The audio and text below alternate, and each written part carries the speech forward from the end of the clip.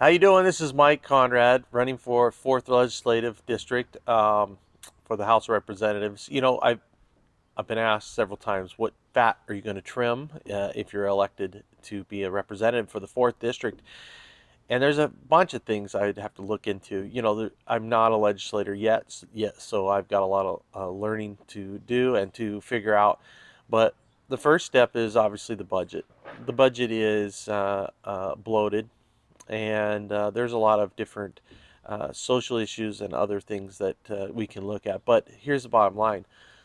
Number one issue is 50% of our budget is education, which is amazing. That is awesome that our state is focused on our children and be able to educate them and help them thrive in their life.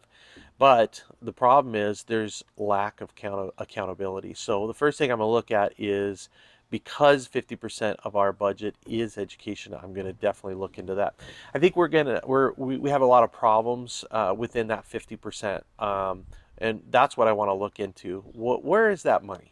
So, for example, in each classroom, each student gets $15,000 a year to be able to learn.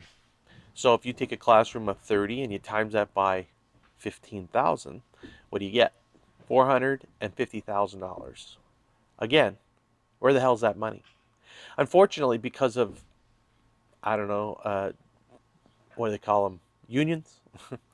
And administrators, only about 60 cents for every dollar gets actually into the classroom, which I think is ridiculous. That's way too high. To me, I think there's so much opportunity, there's so much revenue that's dropped into education that, first, the teachers need to be able to have the opportunity to be able to monetarily benefit when they teach and kick butt. When their students are passing and have high scores and they are great teachers, I think that those teachers should be monetarily incentivized to be able to do that. Right now, because of unions and because of laws that have been enacted by the Democrats, basically, that is not possible. And I think that's absolutely ridiculous. I think teachers should have that ability, especially our great teachers that really put a lot of effort into this, into our children. So I think that's the first step. That's 50% of the budget. I think there's a lot of money in there that we can figure out where it's going, and then have those people that are spending it be accountable. And if it's not needed, if they're accountable and they don't need it, uh, let's give it back. Let's put it towards the deficit and get it taken care of. The bottom line is the government is backwards. In a business, if you don't spend something, you're excited, you save it, you put it to the side for the future. In government, if you don't spend it, they blow it on something stupid, because if they don't blow it, then their budget next year is even less. So it's reversed. It's so crazy that they even think that way. So bottom line is education is a big piece. And my goal is to get out there and talk to all the teachers. Those are the ones who are on the front lines. And if I'm elected into the 4th district, I will visit every teacher. If you're a teacher out there, I will be visiting you, because I want to hear what you think. Because I don't have all the answers. But I do think that there's some bloated parts of that need to be looked at, and can be fixed here and there, and we could save a lot of money and still incentivize and increase the ability to be able to teach our children and help the teachers be able to have a livable wage. So that's number one. I also want to go after, the second thing I would go after is agencies. The government agencies, I think, are bloated. I think there are a lot of agencies that aren't really there helping and uplifting. I think they're condemning and fining, and they think that's their job.